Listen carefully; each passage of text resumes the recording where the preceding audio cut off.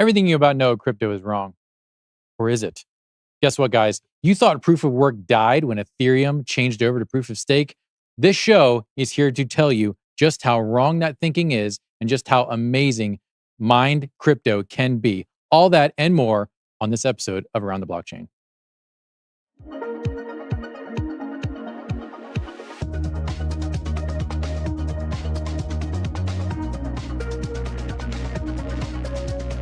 Welcome to a very special episode of Around the Blockchain. I am your host, Nick DeMundi. Some people call me the Nicktator on Blockchain Basement, but I have got a fantastic panel of guests today. In the green square, we've got friend of the show, homie, and an OG in crypto, Mine Your Biz. Seth, how you doing?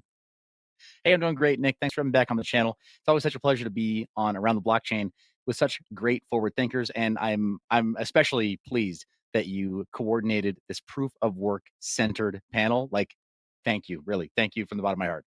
Absolutely, this has been a treat to put together, and hopefully we'll be able to do more of them. Next up in the blue square, we've got Davy from Flux. Davy, welcome, first time on the show. How are you?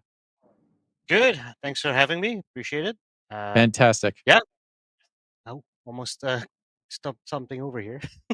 It's okay, man. Great It's start. okay. Great start. It's all good. It's all good. Thanks for having me. Appreciate it. Yeah, right up. And then in the red square, we've got from Mining Chamber. His name is So, and he makes a lot of videos, but he hasn't made them in a while. I think that's about to change now that y'all have seen him on this show. So, how are you? I'm doing well. How about yourself, Nick? I'm doing pretty good. Far. Yeah. Definitely. Videos will be coming soon after this, no doubt. Absolutely, dude. I can't wait. So, for everyone who is new here on Around the Blockchain, what we do is we give out points for the hottest takes. So if you like what you hear, give a +1 with that person's name in the chat, and they will get a point. And actually, in the name of proof of work, we will go ahead and set up we will mine the first blocks of points for everyone here just for the first time out on the proof of work episode. I see everyone in the chat. Dr. Trist, Redman, Barbaric Puma, Kenny Orleana, Kenneth BGOKC, Geek of All Trades, Jess Jim, Ruben Gabon, Michael Swain. We've got a bunch of new names in here. I love to see it. Folks, if you are not subscribed to Around the Blockchain, you're a Fed. So you need to fix that, and you need to smash the like button. You need to subscribe to this channel right now to prove that you are not a Fed. So we're going to get into these topics. We've got a lot to talk about right now.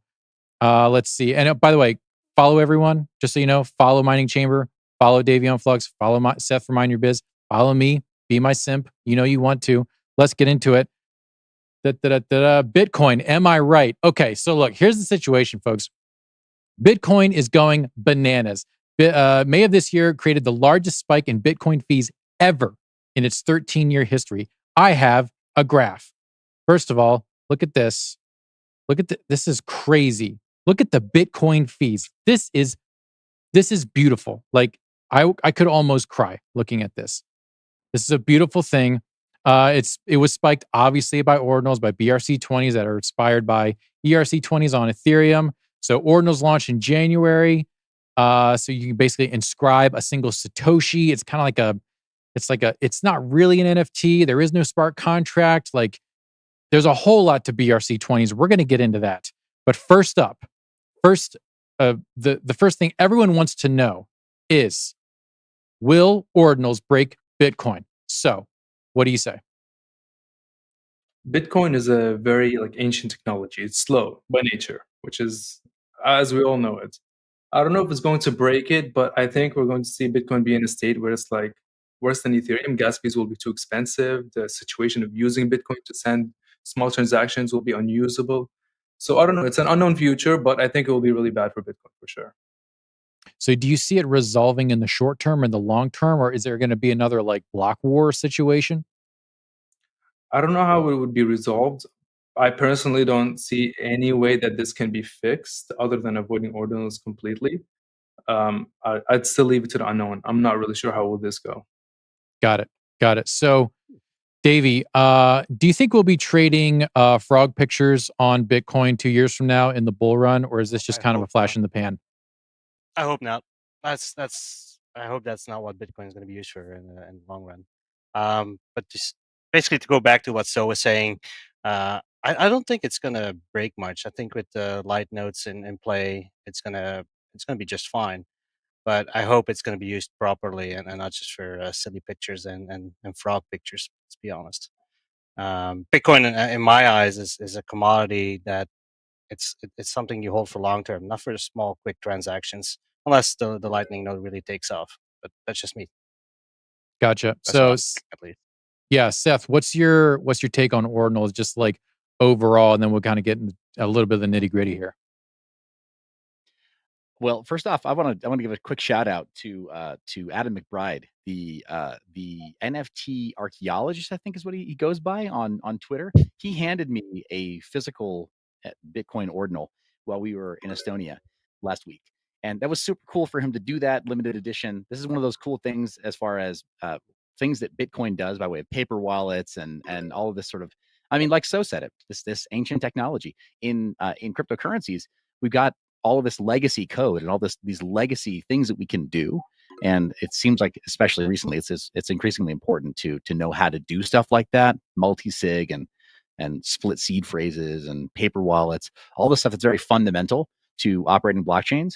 And all of that sort of ancient wisdom, if you will, the way So framed it, is now relevant again in the NFT space with ordinals. And man, I'm here for it, actually. So I'll be the voice of dissent here, and it's okay. Like I'm not upset that So and Davy don't like it. I mean, that's okay. That's okay for people not to like it. And I think that controversy is one of the reasons that it's become so powerful as sort of a viral idea with Bitcoin ordinals, or rather with NFTs being inscribed on Bitcoin.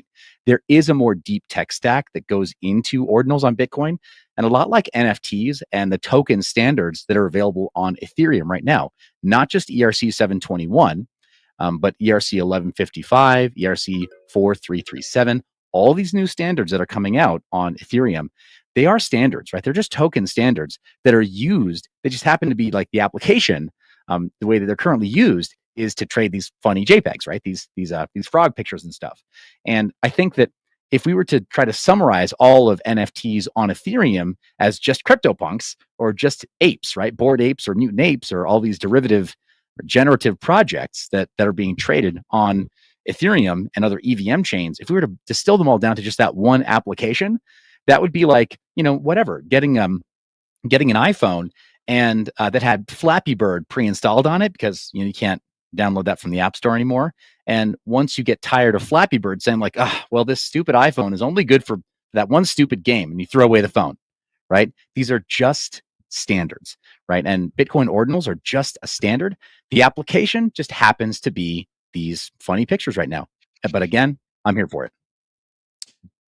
Mining Chamber, I want to get your take. So Saylor was bullish on them, but then he came out and said, actually, they might be illegal if there's security. But he did bring up an interesting use case. Like, you have to pay up front for the inscription for the ordinal.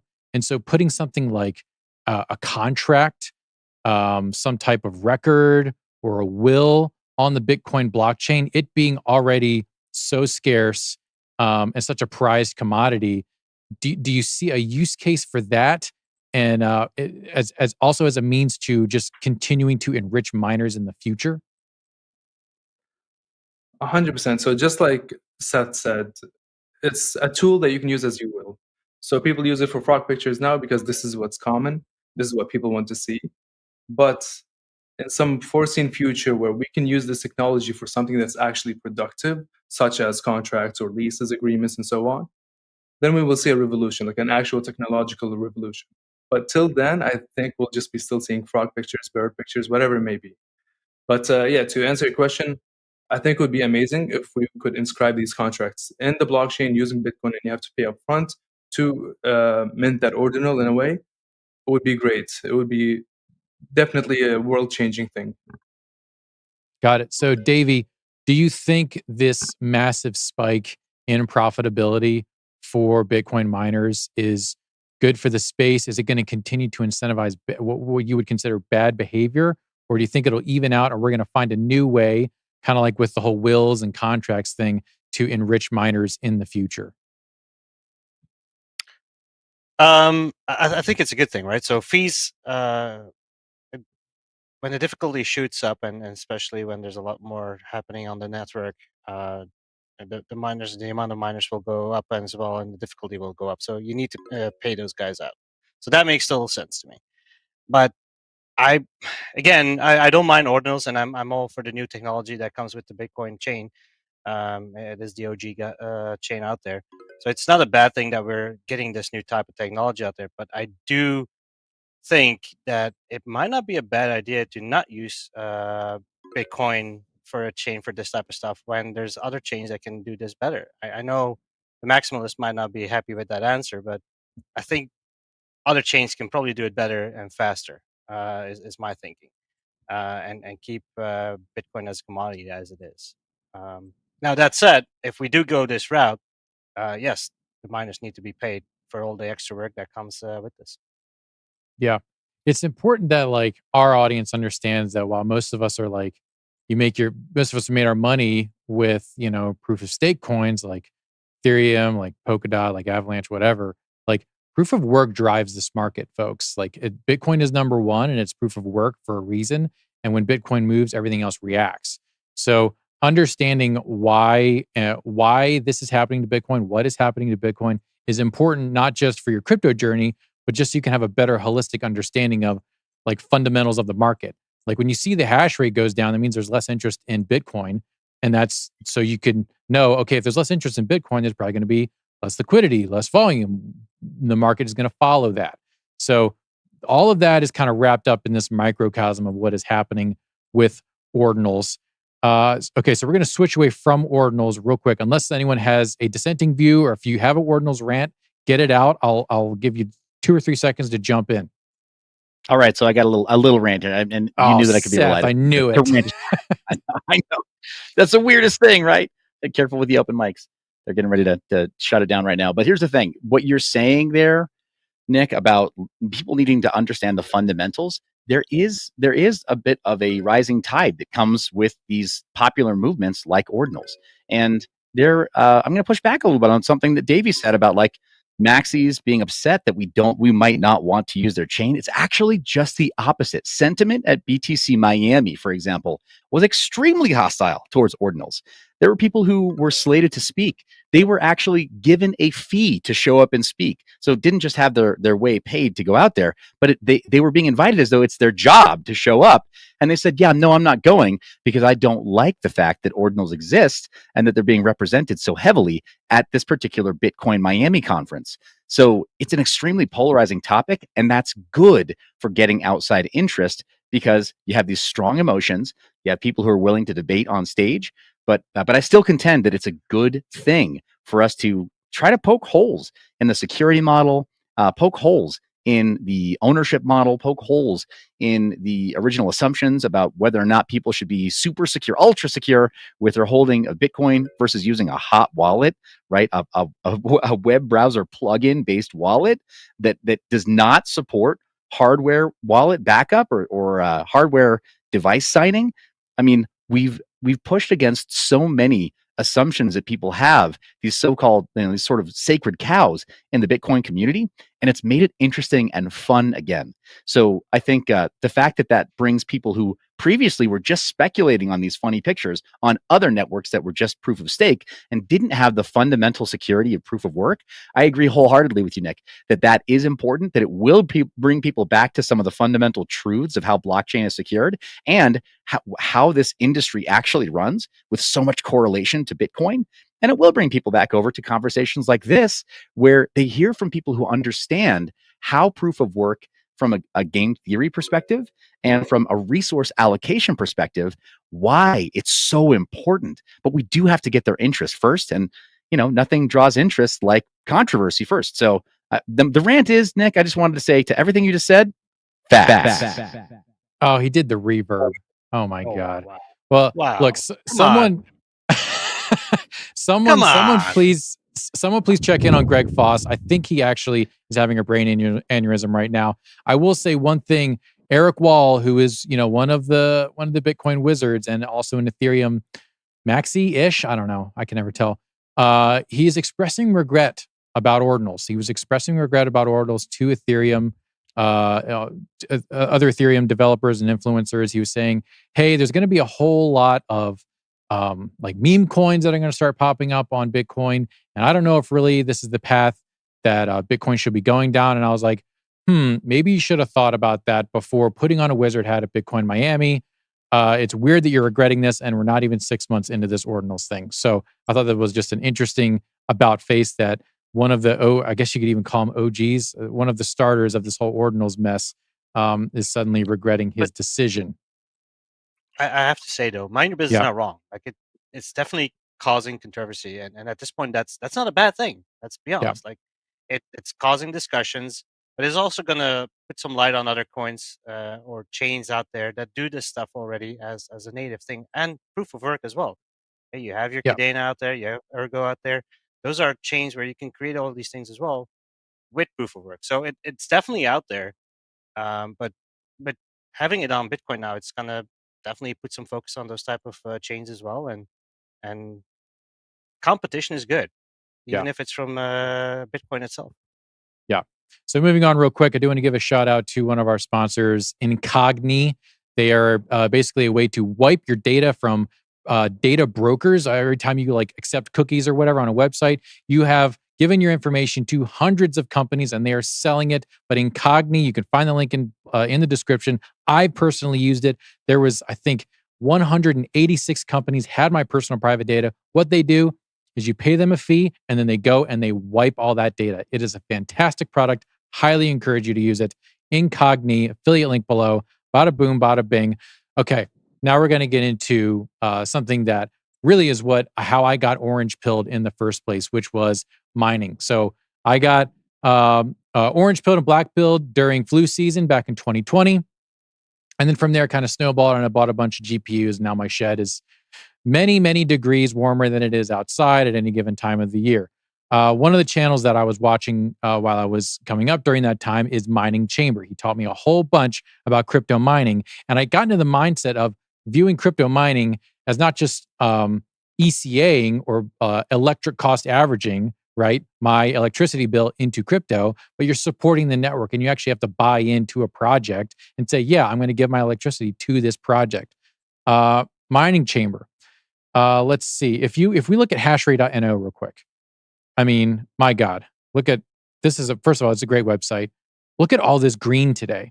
This is amazing. Like Chlor, or you got Ironfish, you've got Vertcoin, you've got Ryo, you've got Fyro. You have these where their hash rate went down. So you've got higher rewards on Chlor and Octaspace and good old Meowcoin, Alephium. Everyone thought Ethereum moving to proof of stake was going to kill crypto mining, especially GPU mining. It doesn't seem like that's the case. What's your take on that? It's been, almost a year since the merge. I think the merge happened in September. So we're coming up to a year on that. What's your take on the state of GPU mining? It's no lie that Ethereum took a heavy hit on mining. Like mining in general became so unprofitable after the merge that a lot of people turned off their devices. And still today, a lot of people are off. Even myself, all my rigs are still stored. They're not on. And that's mainly because those that have high electricity rate now can't participate anymore. But at the same time, if we look at mining before Ethereum went to proof of stake, mining was looked like such a good risk quick scheme. Like you jump in, you make so much money, you return your investment in like 3 months. It was insane. Like we were seeing numbers that we've never seen before. I personally wasn't used to these numbers, and I wasn't even mining at that time because my location was offline while I was still trying to turn everything back on. And the days that I'm used to were the days where you make like your return on investment in over a year. So it seemed a lot more legit and a lot slower pace. But anyone that joined when the market flew up, they saw a whole different world than the ones that were mining before that. So for them, it looks like mining is dead. But for us, it looks like it's going back to where it was, or maybe even lower than before. And I think eventually we will see that the market will recover, as we all know, probably in a few years, and then mining will be as relevant as it was. And we'll see new projects, great projects are on the rise that are even more profitable to mine. So it's going to be interesting. The future is very fruitful, in my opinion. And I don't think mining will ever be dead. Proof of work will always exist. Proof of work will have different variations like useful work, less work. There's a lot of different things coming out, and all of this will be beautiful to watch in the road that's coming ahead. That's fantastic. So, Davey, I'm going to come to you in a minute, but Seth, like you're big into mining, and now you've found yourself in more of like a contractor position with mining, but like to the audience right now. By the way, audience, go ahead and smash that like button. Don't make it weird. Smash that like button right now. You better do it. Um, Folks who are like just getting started and like they've got a computer with 3080, right? In their house, or maybe they got a shed and they're like, actually, I want to buy some, I want to have a $500 a month electric bill. I'm going to buy some ASICs. Like, what if someone wants to jump in to mining, they are buying into the ethos of supporting a network. What's the first 2 steps you would tell them to take first? It's the exact same 2 steps that I'd ask, that I would urge anybody who's just getting into crypto. The first one is to calm down. Really, just calm down. It's so easy to get involved in gear acquisition syndrome, and we talked about this, the rest of the team off camera before the show started. Very easy to get involved in gear acquisition syndrome and think that you have to buy all this stuff just to get started. That's not true. And it's not true of your regular crypto holdings either. For example, if you were to rush right now and just get any old crypto hardware wallet, you might be disappointed at the results. And the same is true of mining. If you were to go from that humble 3080 that you have in your gaming rig to trying to expand into a much larger outfit of mining, my second piece of advice would be to nail it and then scale it. Start with what you have. So after you've calmed down, you're going to use resources a bit like what Nick brought up on screen with like hashrate.io. Whattomine.com was a really great market leader for a long time, but they charge for listings, so you only get selective representations of what's actually profitable. Hashrate.io is a little bit better at that. There's some other mining calculators online as well that you can take a look at, and you can figure out, what do I have right now that can already yield some profit if I chose to mine with it?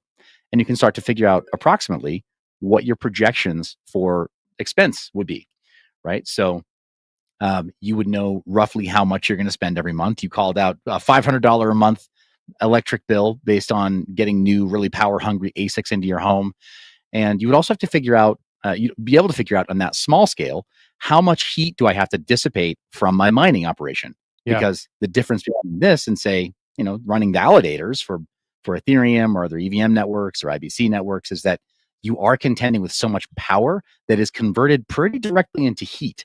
And so however much power you consume, you're going to have to evacuate that much heat from the space where you host that stuff. So Yeah. I'd say, calm down, take stock of what you have, and then try to run really clear projections about what you want to mine after that. And then after you've done those exercises, you figure out how much you're willing to invest. And like any other crypto investment, don't put in more than you're willing to lose. Exactly. So Davy has a lot to say about when it comes to all that computational power going into heat. Like, look, I love Flux. I used to mine Flux. I've been very bullish on the project. Just the entire new consensus mechanism of proof of useful work. Like, that is so intriguing, so alluring. You just had some sort of medical integration lately. Can you just tell us, like in 10 seconds, what is Flux and what are you guys doing with proof of useful work? Okay, so 2 things. There's Flux, and there's then the Flux proof of useful work. So Yes. for Flux itself, basically see it as a cloud, people-powered network that helps you deploy applications, flexible, scalable, and censorship-free. That's it in 10 seconds. All of that is driven by the Flux chain, which is a proof of work chain. And we're not fully switching it over to proof of use work. We're going to basically make a hybrid out of it. So the way it's going to work, and just like Mine Your Biz says, start with what you got. And that's literally how we're building our proof of use work as well. So you'll be able to use your regular gaming PC and start using it for useful work. Thinking cloud gaming, thinking rendering, and more advanced stuff will be AI and AI modeling. You'll be able to group up with your friends and then have a bigger computer by joining forces basically with each other and basically present that back to research projects. That could be medical research, that can be forecasting for weather, weather patterns, forecasting for hurricanes, whatever you like. It can be star alignments, trajectories, and whatever computational power that is needed, we'll be able to provide it. And the way we're going to be able to provide that all is by using a containerized method that allows anybody who has set it up for today for Amazon or for Microsoft, they'll be able to transition over flawlessly into our useful work. And so everybody will be able to contribute. So do you Simple as that. see that? Do you see that being like the next level of home mining, of GPU mining? Was that the impetus behind it, or was that just a happy accident, or more of No, a no, it's methodological thing for Flux itself? it's literally my thinking on how I started with mining, right? So as Soa alluded to it, and saying for Mine Your Biz, we're currently in the bear market, right? So everybody after Ethereum went very, very sad because everything stopped. There was nothing to mine anymore. It's not the first time, guys. We've seen this before. Even Ethereum Yeah. at one point was barely profitable mining.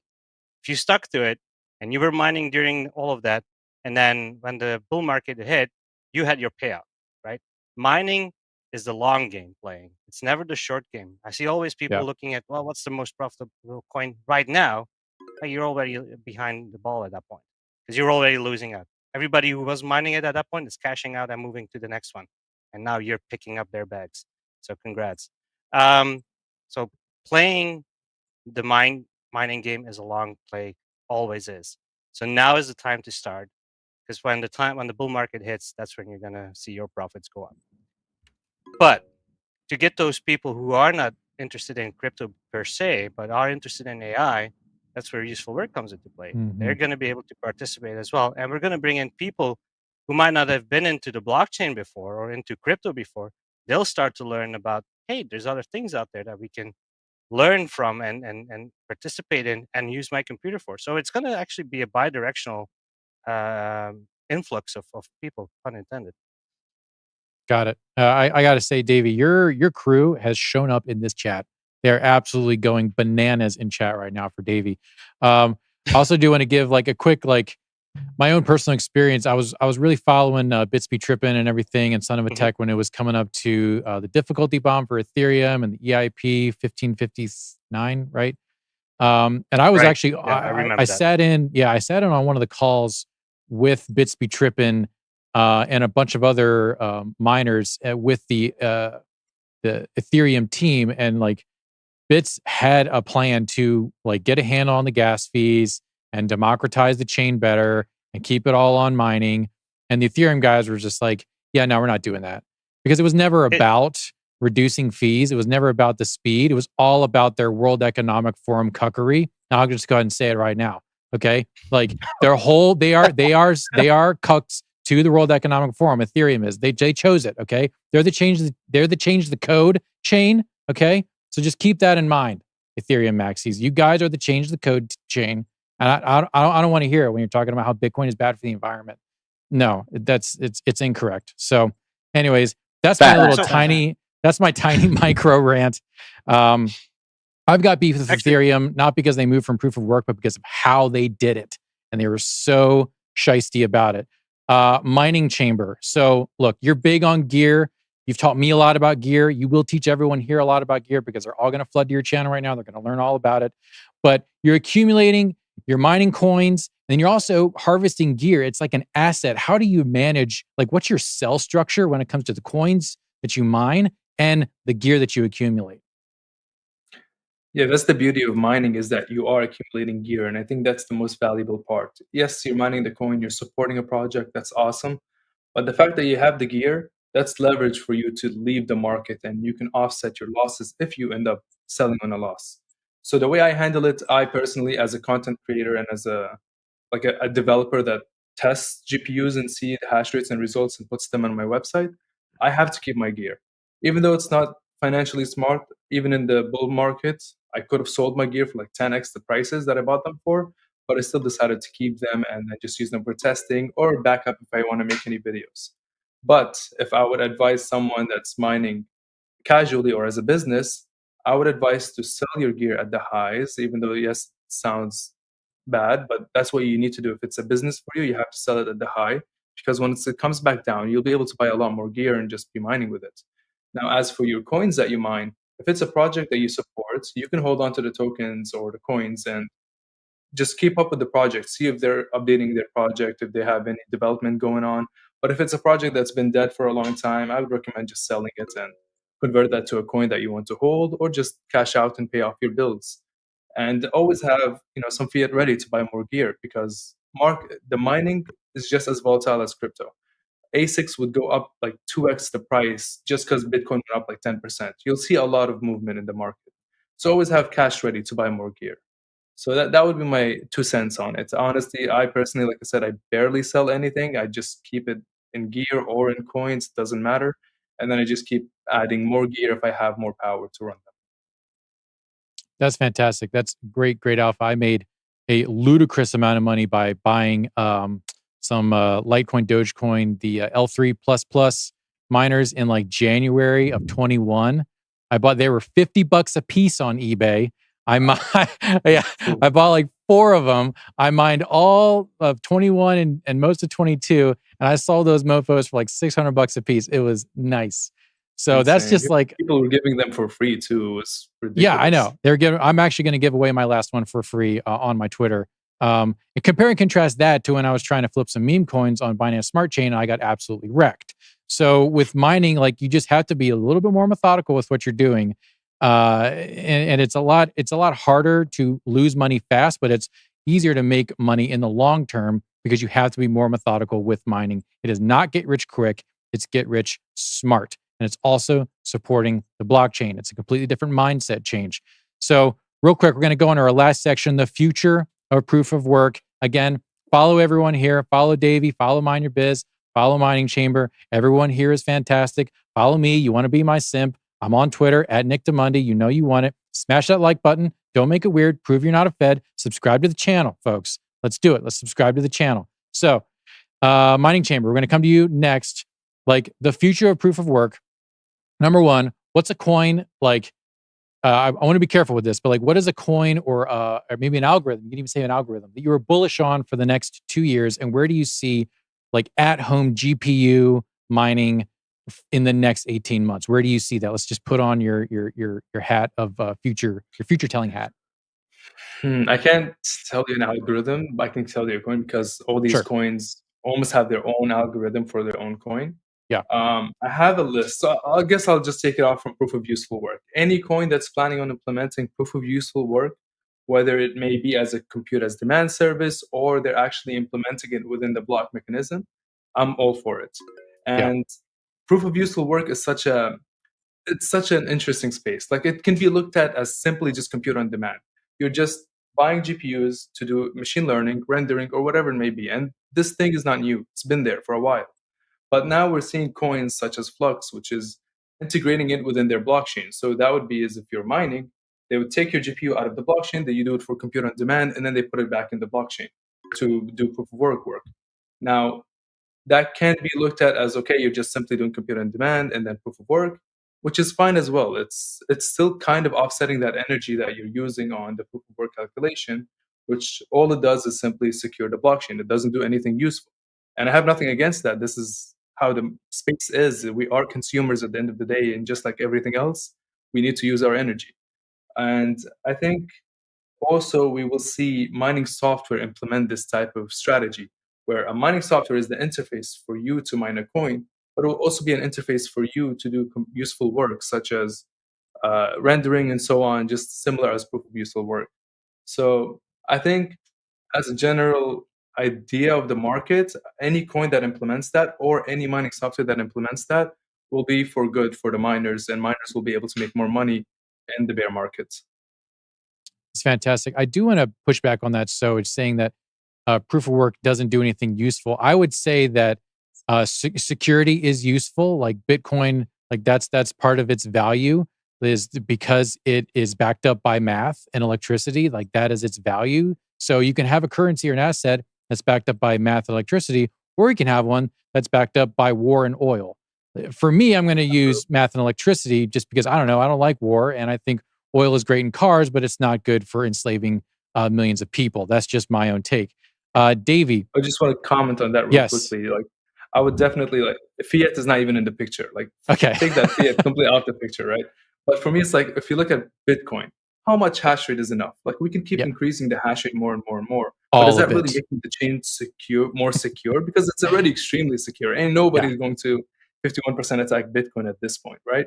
Yeah. So seeing that hash rate being offset a bit to do more useful work would be really cool to see, right? So it's just a whole different vision.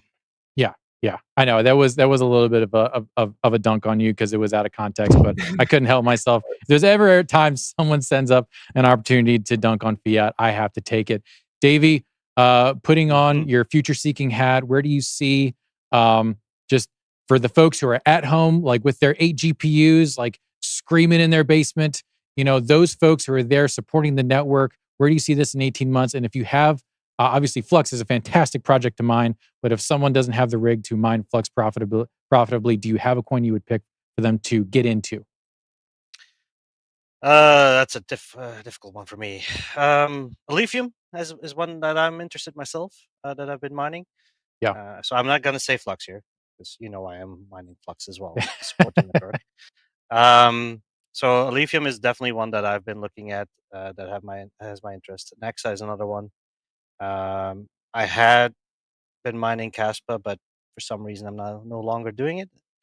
But yeah, but one side note though, with proof of use work, how we're implementing it, you're going to be able to keep mining your favorite coins and keep supporting all your favorite coins that you want. But with the side note that if there is useful work to be done, your rig can then be pulled out of that network and then put into the useful work piece. So we definitely have that opportunity right there. So you can mine anything you want and still be useful at the same time. So that's our way of making the entire chain greener, right? So it's being able to give people the opportunity to still participate in proof of work. And I'm a fair believer of proof of work. It is needed to keep actual security. You don't want to end up in a proof of stake situation where your chain goes down because 2 servers go down, for all you know, right? So it's really important for the stake piece to it can have. There was one coin that I knew that had proof of stake and proof of work working together in tandem, which was pretty slick,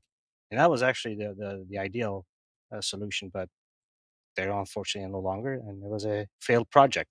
But yeah, Lithium, Nexa, those are my 2 go-tos that I'm mining at the moment, outside of Flux, and proof of work is here to stay. There will always be a coin to mine. Period. Absolutely. Just a quick checkup on Alephium. That is a Blake 3 algorithm. I think that's actually pretty chill to mine. It's not as bad as Kapow. I have to move all my Kapow rigs over to I'm mining Ergo in the summer here in Georgia because man is Kapow hot. Mine Your Biz.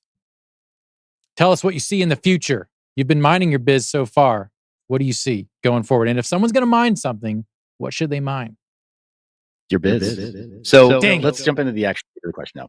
So that's what you should mine. First off, I want to say thank you to the audience for tuning into this and for sharing this while we're live and sharing this after the fact. You have friends that watch this type of content who don't know how important proof of work mining is, and so I want to just say that before I jump into my opinion piece here.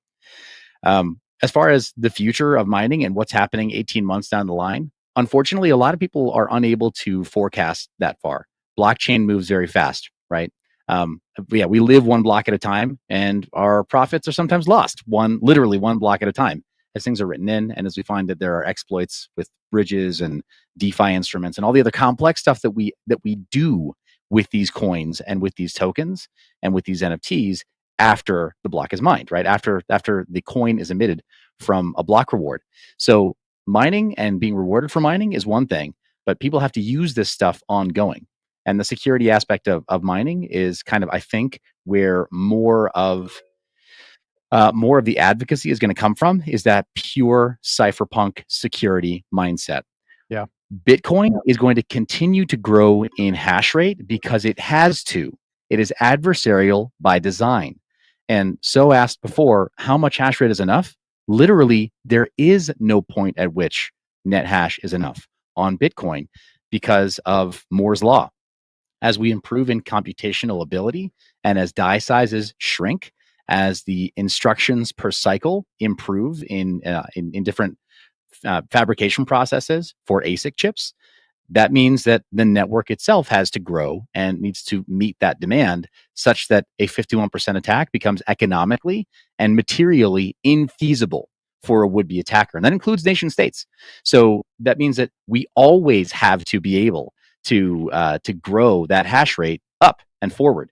So I think I can say confidently 18 months from now, Bitcoin and the more fundamental proof of work projects that have the ultra high market caps and have the attention of various hedge funds and the attention of retail alike, and Bitcoin is in a very unique position that way, where it has both the institutional interest and retail interest still, that those projects, they're going to have to grow in hash rate.